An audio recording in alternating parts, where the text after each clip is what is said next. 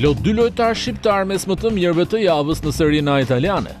Pikërisht kapiteni përfaqësuesës së Kosovës Amir Rahmani dhe ai i kombëtares shqiptare Berat Gjimshiti janë përzgjedhur në formacionin e më të dalluarve në javën e 18 të kampionatit italian nga ana e faqes së specializuar të statistikave SofaScore.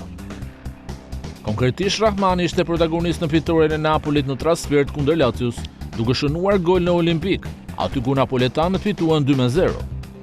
Ndërsa Gjimshiti u shpa lojtari i ndeshjes në sfidën Atalanta-Roma, duke bërë një paraqitje të shkëlqyer në suksesin 1-0 të zikajtërve përballë verdekueshve të Gasperinit.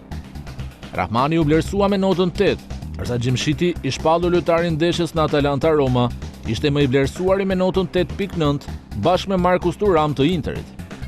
Nisi vërtet e mbar për dy lojtarët shqiptar në këtë vit 2026, teksa si Rahmani ashtu dhe Gjimshiti kanë qenë konstant me paraqitjet e tyre për gjatë të gjithë sezoneve të fundit.